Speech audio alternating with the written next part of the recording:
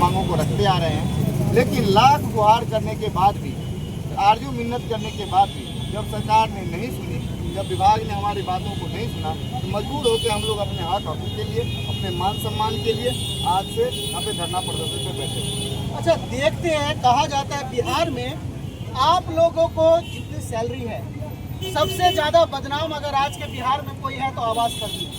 कहा जाता है कि इतना घूस लेते हैं, और क्योंकि अगर आपकी तनख्वाह सही समय पर ना मिले तो परिवार चलाने के लिए इधर उधर तो करना ही पड़ेगा, मान लीजिए करना ही पड़ेगा। लेकिन अगर आपकी मांग सरकार क्यों नहीं सुन रही?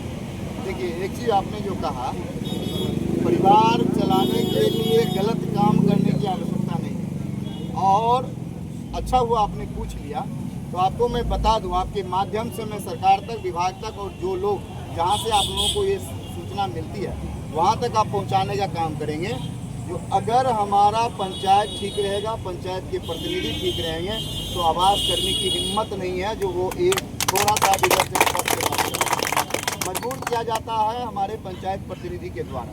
पंचायत में जो बैठे दलाल हैं, जो अपने आप को नेता बोलते हैं, उसके द्वारा वो लोग मजबूर करते हैं, वो लोग तानाशाही करते हैं, वो लोग आवास कर्मी पे दबाव डालते हैं, मजबूर होकर गलत काम करवाते हैं। अन्यथा मैं आपको आपके चैनल के माध्यम से ऑनलाइन में दावे के साथ कर सकता हूं, हमारे मधुबनी जिला में भी कई ऐसे पंचायत हैं जहां के हमारे प्रतिनिधि ईमानदार हैं, और उस पंचायत में जाके आप देख लीजिए, उस प्रतिनिधि से पूछ लीजिए, वो अपने मुंह से अपने आवास सहायक का बड़ाई करेंगे जो नहीं, हमारा आवास सहायक, हमारा आवास पर्यवेक्षक बहुत अच्छा है, बहुत ईमानदार है। प्रखंड में हमारे लेखापाल जो हैं वो काम सही से करते हैं। तो जो ईमानदार हैं उनकी काम ईमानदारी से होती है। जो बेईमान है, जिनके नीयत में बेईमानी है, जिनके नीयत में घुसखोरी है, जो खुद जनता को नोचते हैं हम आवास कर्मी के नाम पे, वही फिर हमको बदनाम करते हैं। हकीकत बात यही है। तो देख सकते हैं, अध्यक्ष जी का कहना है कि आवास कर्मी का जो आज पूरे बिहार में एक जो रूमर फैला हुआ है, जो अफवाह रहती है कि आवास कर्मी कहीं ना कहीं घूस में शामिल रहते हैं, लेकिन कैमरे के सामने विरोध कर रहे हैं कि हमारी इसमें कोई भूमिका नहीं होती है, मजबूर किया जाता है कहीं पर हमको भी। क्या कहते हैं मैडम, जिस तरह से देख रहे हैं आज आप धरने पे आई, आप महिला है और महिला जानती है परिवार कैसे चलता है। आज की महंगाई के समय में आप कह रहे थे 13-14 हज़ार तनख्वाह मिलती है, आखिर इसमें तो एक रिक्शे वाले का भी गुजर नहीं हो सकता। क्या कहना चाहेंगे? इससे पहले भी मैंने बताया है कि इस अल्प वेतन में किसी का परिवार नहीं चल सकता। जहाँ तक मैं एक महिला हूँ तो चलो हमारा एक अदर इनकम भी है, हमारे हस्बैंड है वो अलग कमाते हैं, मैं अलग कमाती हूँ, लेकिन जिस पुरुष के साथ यही अल्प वेतन में उसको परिवार चलाना है, उसके लिए तो अपने बच्चे को शिक्षा देना भी दुर्लभ है। अपने बच्चे को वो शिक्षा कैसे उस पैसा में दे सकते हैं? अगर मेडिकल अलाउंसेज है, अगर किसी का तबीयत खराब होता है तो वो पूरा पैसा उनका 13,000 एक मिनट में खर्च हो जाता है, उसे पूरा महीना वेतन से कैसे चलाया जाए ये दुर्लभ हो जाता है। आर्थिक स्थिति इतनी चरमरा गई है कि लोग एक एक पैसा के लिए मोहताज होते जा रहे हैं, और इतने अल्प वेतन में आज तक रिकॉर्ड नहीं है कि इतना सारा काम सरकार किसी से करवा ले। अभी हमारे कार्यपालक साहब को ही देख लीजिए, उनका एजुकेशन इंटर लेवल का है, हम लोग का एजुकेशन एमकॉम लेवल का है, हमारे जो पर्यवेक्षक है वो एमटेक होल्डर है, हमारे जितने भी आवास कर्मी है सबसे मिनिमम एजुकेशन उनका ग्रेजुएशन होता है। लोग समझते हैं कि इंटर लेवल का, लेकिन ऐसा नहीं है, मिनिमम क्वालिफिकेशन उनका ग्रेजुएशन है। इस बेस पर उनका वेतन क्या 13,000 होना चाहिए? हम सरकार से ही डिमांड करते हैं, क्या उनका वेतन ये आप लोग के नज़र में सक्षम में है? जब नहीं है तो कम से कम इस पर ध्यान दें। एजुकेशन के मामला में पूरा सरकार ध्यान नहीं दे रही है। एजुकेशन के हिसाब से किसका कितना वेतन होना चाहिए ये सरकार को ध्यान देना ही होगा, चाहे वो हमारे आवास कर्मी हो, चाहे हमारे आवास लेखापाल हो, चाहे हमारे वो आवास पर्यवेक्षक ही क्यों ना हो। इतना मिनिमम सैलरी के साथ कंपेरिजन करके आप देख लीजिए कि इतना से कम एजुकेशन जिसका है उसका सैलरी आज 35,000 है। चाहे कार्यपालक सहायक हो या अदर किसी विभाग के कोई भी जूनियर स्टाफ होते हैं, वो अगर ग्रेजुएशन लेवल के होते हैं तो उनका सैलरी 45,000 होता है। लेकिन हमारे जो आवास कर्मी हैं उनका देख लीजिए, कंपैरिजन कर लीजिए आप विकास मित्र के साथ, टोला सेवक के साथ। वोट बैंकिंग के कारण इनका सैलरी लगातार बढ़ाए जा रहे हैं सरकार। कभी ये बात ध्यान नहीं दे रहे हैं कि हम लोग के साथ ये मनोबल को तोड़ने का पूरा प्रयास किया जा रहा है। हम लोग का पूरा मनोबल इससे टूटता जा रहा है। हम लोग इनसे अच्छा काम भी करते हैं, पूरा टाइम भी देते हैं अपने आवास के लाभार्थियों पर कि उनका अच्छे से अच्छे हम लोग आवास का लाभ दे सके। उनको रहने के लिए कोई दिक्कत नहीं हो, बारिश के टाइम में वो आसानी से रह सके।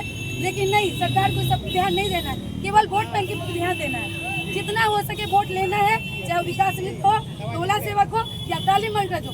हमेशा ध्यान रहे कि हम लोग भी स्टाफ है, हम लोग पे भी ध्यान देना होगा और हम लोग के एजुकेशन का भी वैल्यू करना ही होगा।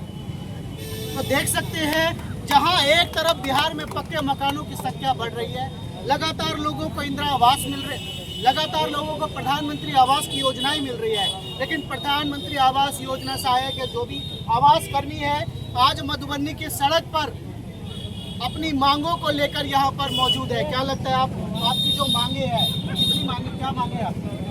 मैं इससे पहले भी मैं कह चुका हूँ और अभी मैं कहता हूँ, हमारी 16 सूत्री मांगे हैं। वो 16 सूत्री मांगे में हमारे जितनी भी जायज जो हमको जीने के लिए आवश्यक है, चाहे वो उचित मानदेय हो, चाहे वो हमारा अनुकंपा का लाभ हमको मिले, चाहे हमारा जो है सो सेवा का निर्धारण जो 60 वर्षों तक किया जाए, चाहे वो हमारा जो है सो पर्यवेक्षक महोदय हैं उनका क्योंकि टेक्निकल वो हैंड है, टेक्निकल हैंड का जो आपका न्यूनतम स्टैंडर्ड है उस हिसाब से उनका मानदेय किया जाए। हमारे लेखापाल महोदय वो टेली पास कर चुके हैं और आपके ही विभाग के द्वारा दिए गए एग्जाम में वो पास किए और वो दक्ष हैं, लेकिन उस हिसाब से उनका मानदेय उनको नहीं मिल रहा है। उस हिसाब से उनको मानदेय दिया जाना चाहिए। अन्य अन्य कारणों से और बाकी जो है तो पंचायत में हम लोग को बिचौलियों के माध्यम से, दलालों के माध्यम से इतना हम लोग का भयादोहन होता है, इतना हम लोग पे दबाव दिया जाता है, गलत काम करने के लिए प्रेरित किया जाता है। तो उससे बचाव कैसे हो, उसके लिए हमने सरकार से मांगे रखी है।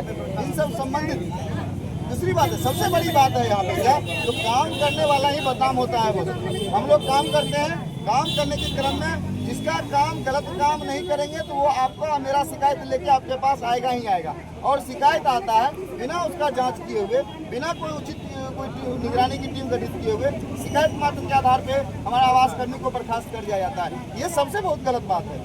जरूरी नहीं है कि जितने भी आपके पास प्रतिनिधि आते हैं वो सही हैं। अगर सभी आवास कर्मी गलत हैं तो सभी प्रतिनिधि भी गलत हो सकते हैं, और अगर सभी प्रतिनिधि गलत नहीं है तो सभी आवास कर्मी भी गलत नहीं है। इस बात को आपको सोचना होगा और उचित कार्रवाई करना होगा। अभी जो आपकी 16 सूत्री मांग है, अगर सरकार उस मांगों को पूरा नहीं करती तो आप क्या करेंगे? ऑलरेडी सरकार के द्वारा नहीं सुना गया तो हम लोग अनिश्चितकालीन का घोषणा कर चुके हैं अपने बैनर पे, और जब तक नहीं सुना जाएगा तब तक हम लोग ये धरना प्रदर्शन कार्यक्रम हड़ताल को जारी रखेंगे।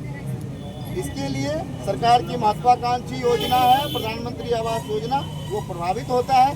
गरीब गुरबा का घर नहीं बनता है, गरीब गुरबा को छत नहीं मिलता है। गरीब गुरबा हमारे बिहार के अगर बरसात में भीगते हैं तो इसकी पूर्ण जवाबदेही सरकार की उनकी बात है। देख सकते हैं और भी यहाँ पर कर्मी मौजूद है। क्या नाम है आपका? क्या नाम है आपका? देख रहे हैं आज पूरी तरह से आप लोग एक तरह से क्या फॉर्म में आ चुके हैं सरकार के विरोध में, क्या कहना चाहेंगे?